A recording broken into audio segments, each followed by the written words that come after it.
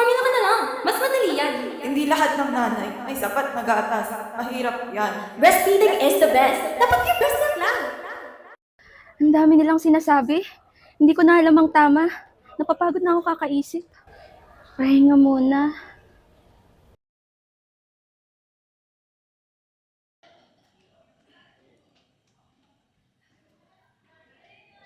Ano yun? Ano yun? Sino yan? Relax, Mommy. Ako to. Bubabo! Wait! Walang oras mag-panic, Mommy. Welcome to Buba Quest! Anong quest? Isang game kung saan matututunan mo lahat tungkol sa breastfeeding. May 5 levels ka. Isang tanong bawat level. Tamang sagot, level up. Maling sagot, bawas buhay. Goal mo, maging confident, Mommy. Ready ka na ba? Game start! Level 1, unlocked. Level 1, ready ka na, Mommy? Ang tanong, ano ang breastfeeding? Parang... Formula feeding yan. Mas madali, mas mabilis. Hindi! Breastfeeding means gatas ni mommy. Direct sa breast or express milk. Wait, teka lang. Formula na, less hassle. Natural na gatas ni mommy ang kailangan ng baby. Okay, I choose gatas ni Mami. Direct or express milk. Ang breastfeeding ay pagbibigay ng gatas ni Mommy direkta sa baby o express milk. Ang breast milk ay complete nutrition.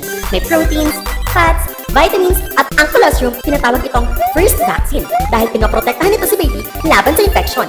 Level 2, unlocked. Time for latching mastery, Mommy. Paano ba dapat mag-latch? 2 options appear. Option A, deep latch. Wide mouth, chin touching breast, maraming areola ang nasasama. Option B, shallow latch. Masakit. Nipo lang ang nakakagat, kaya painful at inefficient. Option A, deep latch. Correct! Ang deep latch ay very important sa successful breastfeeding.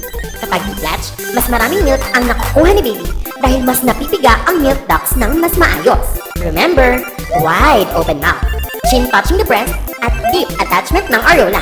Hindi nipo lang. Level 3, unlocked. Ganun pala yun. Content and proper breast milk handling. May ganun. Teka. Dapat lang, Mommy, match each milk taste to its correct description. Wait, parang ang hirap. May iba't ibang phrases pala ang gatas. Pero sige, intindihin natin. Sabi mature, edi malamang final and stable form. At syempre, ang transitional, siguro sa changing hormonal needs. At syempre, ito na lang natira. Done. What if walang may labas si Mami? Kailangan ni baby ng colostrum. May plan B ba? Pwede naman siguro yung galing sa ibang ina. Naku, Mari. Ganyan ako noon kay Jenna. Nahihirapan siya mag-latch sa akin. Kaya nag-breast pump na lang ako. Alam mo ba, dati si Aling Donna, nagpapasuso sa anak ni Aling Susan. Baka pwede yun. Tsaka kung walang choice, mag-formula na lang kaya. Ang hirap naman pumili, parang tama lahat.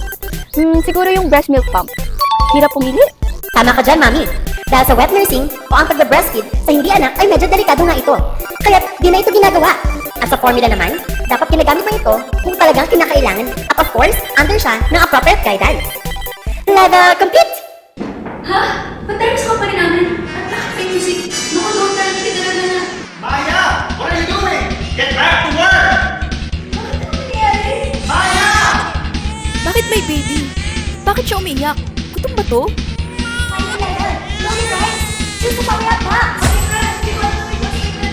Don't worry! Bibigyan ko ng power ups! You can choose one of the boxes, Maya! Take your time! Turn-based game naman ito!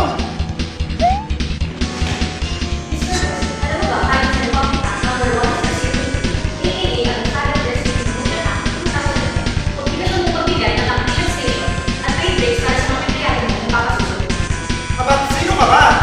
First offense, 200K. Second offense, 500K. Third offense, 1 million. Thank you so much, attorney. Why not open the other boxes, Maya? Wait, parang familiar to ah. Mga mami, tandaan ang breastfeeding check. T-S-E-K. T, tama, skin-to-skin contact at ang colostrum. S, sapat, at E, eksklusibo. Exclusive dapat sa breastfeeding si baby sa first 6 months. Congrats, Maya! Ikaw ay makakalabas na sa laro ni Bubabot. Hindi ko napansin na sa finish line na pala ako. Congratulations, Mommy! Quest complete! You are now confident, informed, and empowered. Gatas ni nanay, wala nga talagang kapantay.